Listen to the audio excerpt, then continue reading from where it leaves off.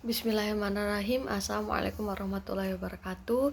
Di sini saya Zulfa Safinatun Najwa dengan NIM 202307100024.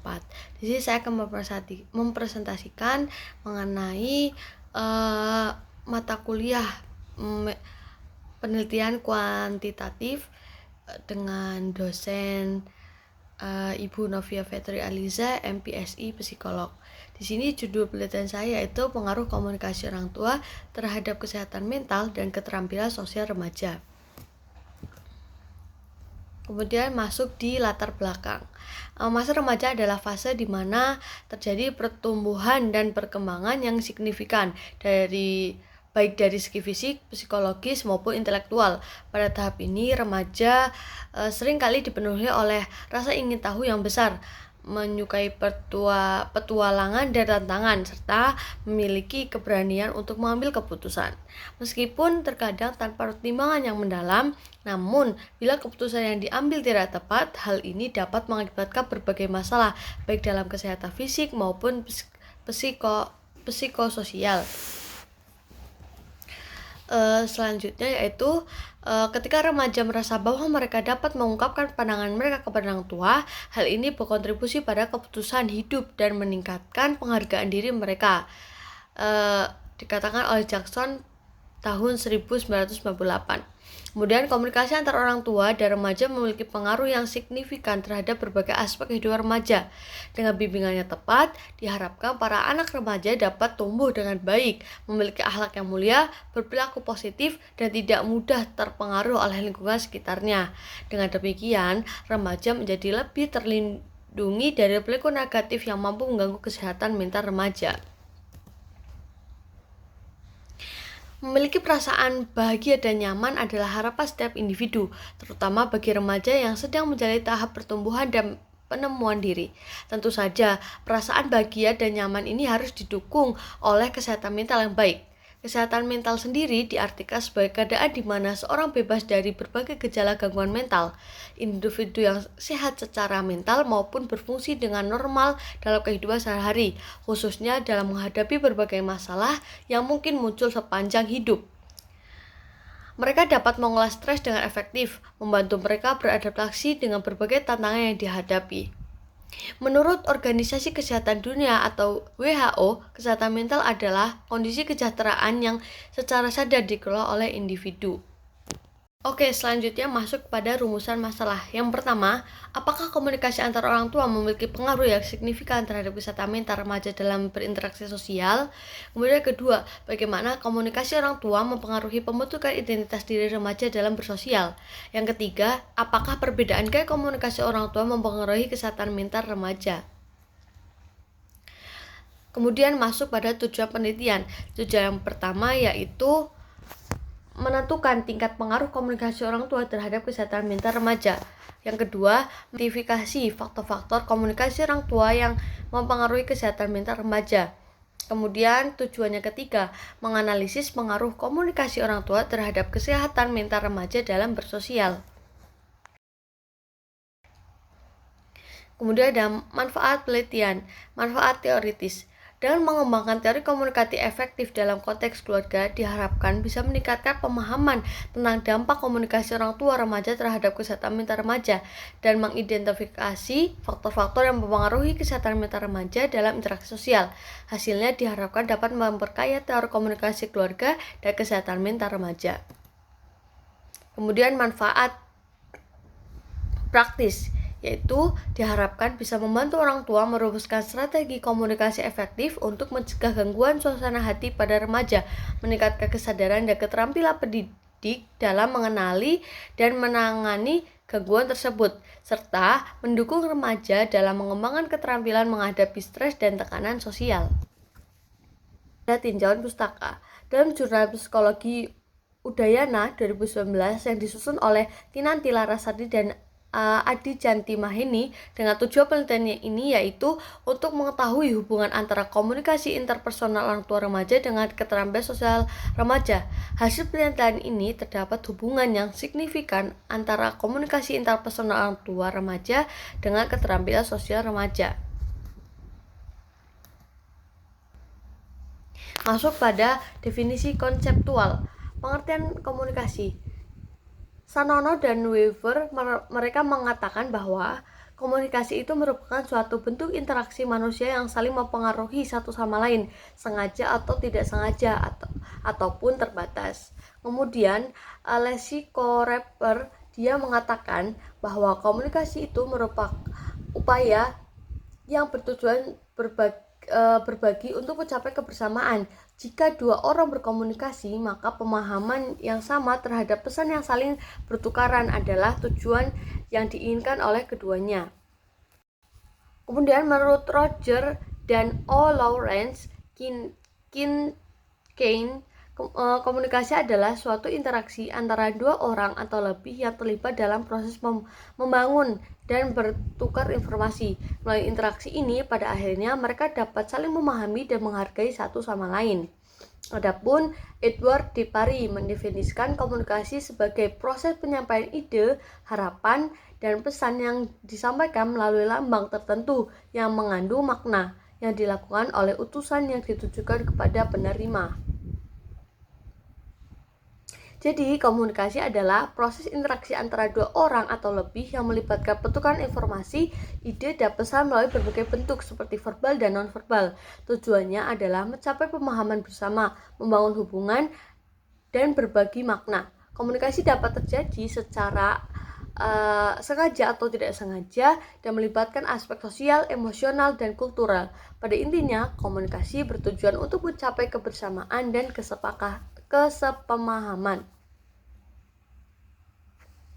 Kemudian, definisi konseptual pada aspek komunikasi, yaitu ada respect, empati, audible, clarity, dan humble. Adapun faktor komunikasi, menurut Onong Unjaya Effendi, komunikasi efektif dipengaruhi oleh dua faktor utama, yaitu faktor pada komponen komunikasi atau penerima informasi atau pendengar.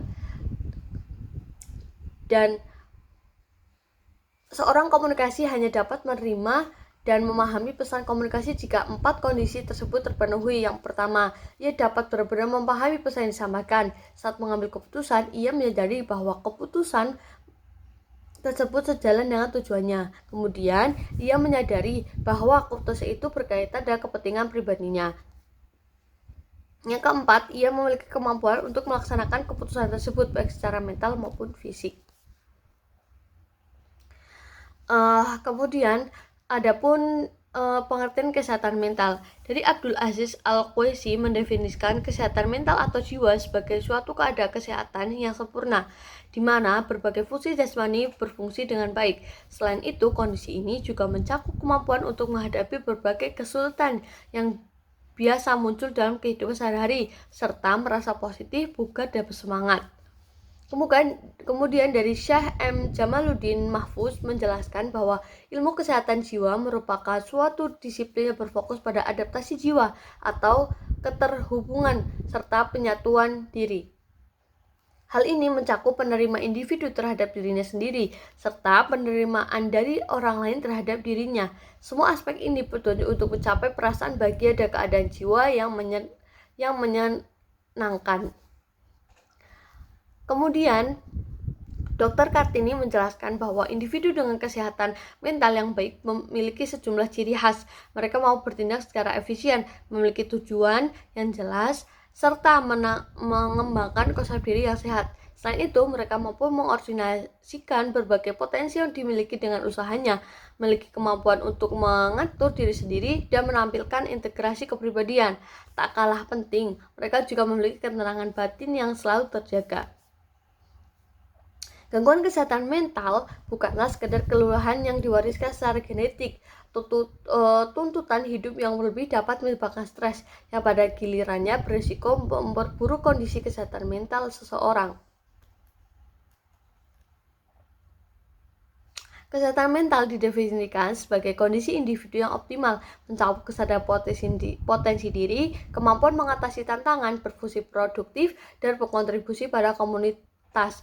Menurut beberapa ahli, kesehatan mental juga meliputi keadaan kesehatan sempurna, adaptasi jiwa, penerimaan diri, dan kemampuan menghadapi kesulitan. Individu dengan kesehatan mental baik memiliki ciri-ciri seperti bertindak efisien, tujuan hidup jelas, konsep diri sehat, dan ketenangan batin.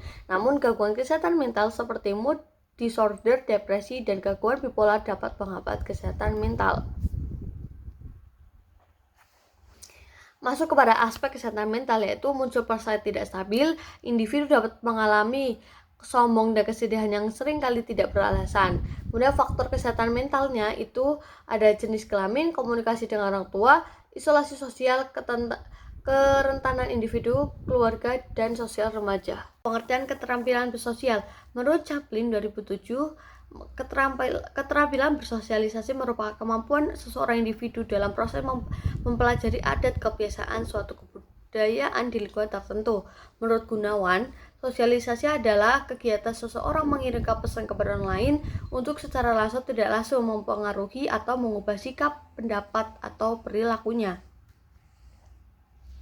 Kemudian menurut Agustin, sosialisasi merupakan sebuah proses umur hidup yang berkenaan dengan bagaimana individu mempelajari cara-cara hidup, norma, dan sosial yang terdapat dalam kelompoknya agar dapat berkembang menjadi pribadi yang diterima pada kelompoknya. Kemudian, Soekarno dalam Lidiarti DKK 2017 berpendapat sosialisasi merupakan proses sosial tempat seorang individu mendapatkan pembentukan sikap untuk berperilaku yang sesuai dengan perilaku orang-orang di sekitarnya. Keterampilan bersosial adalah proses pembentukan individu melalui interaksi sosial yang meliputi pembelajaran sikap, perilaku, norma, dan nilai-nilai kelompoknya.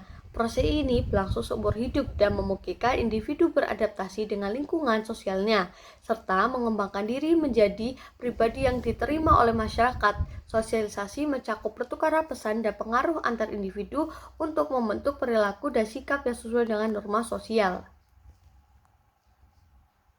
Kemudian aspek keterampilan sosial dari Robert yaitu ada 3, sifat suportif, percaya diri, sikap terbuka. Kemudian faktor keterampilan sosial menurut Harlock itu pola asuh yang diberikan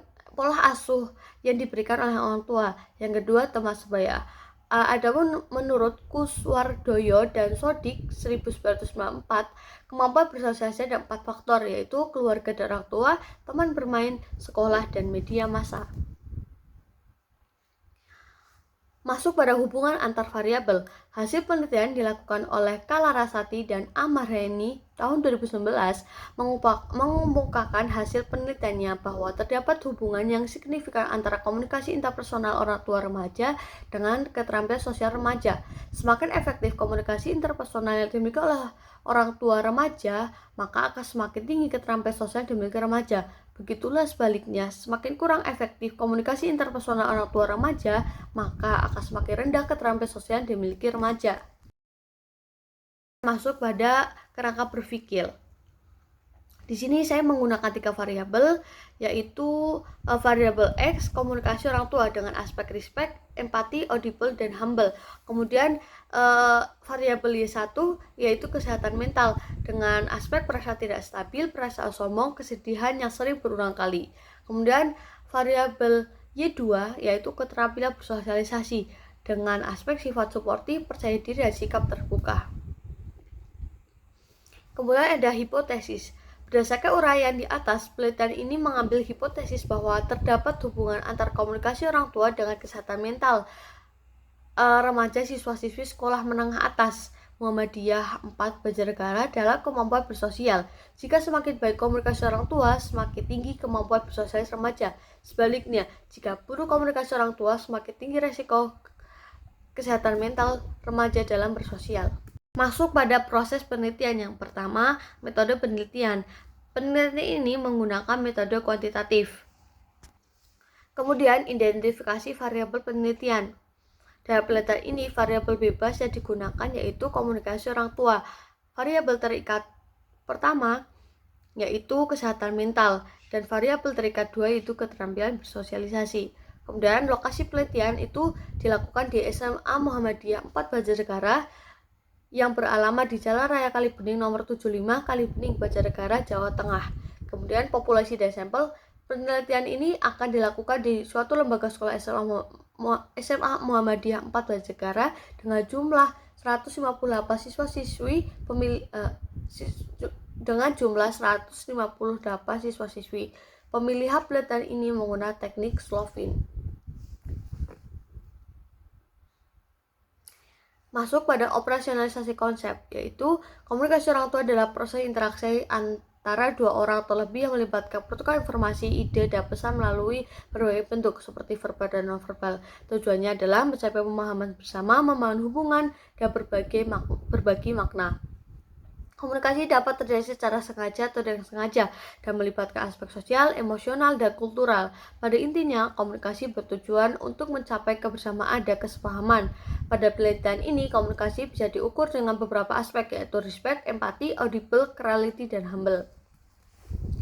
Kemudian, kesehatan mental. Kesehatan mental adalah kondisi di mana individu mencapai keseimbangan psikologis, emosional, dan sosial yang optimal. Hal ini dinilai dengan kemampuan mengenali potensi diri, mengatasi tantangan hidup, berfungsi produktif, dan berkontribusi pada komunitas. Kesehatan mental juga mencakup kemampuan menghadapi kesulitan, merasa positif, bugar, dan bersemangat. Selain itu, individu dengan kesehatan mental baik memiliki ciri khas seperti bertindak efisien, tujuan hidup jelas, konsep diri sehat, kemampuan mengatur diri, integrasi kepribadian, dan ketenangan batin.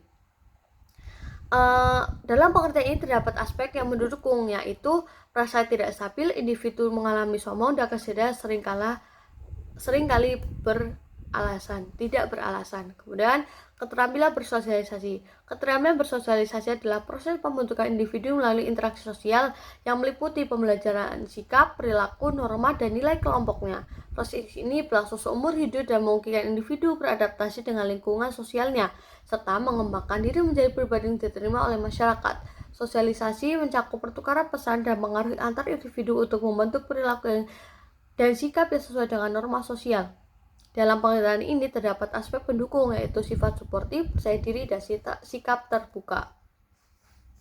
Kemudian bisa dilihat di blueprint di sini, instrumen penelitian komunikasi orang tua itu ada 5 aspek.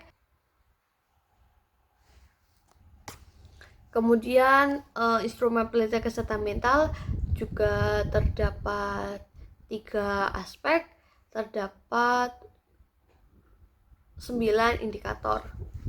Kemudian instrumen penelitian keterampilan bersosial ada 3 aspek dengan 9 indikator.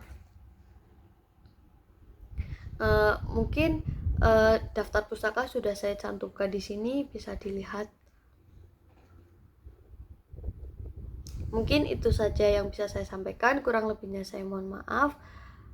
Billahi fisabilillah, wassalamualaikum warahmatullahi wabarakatuh.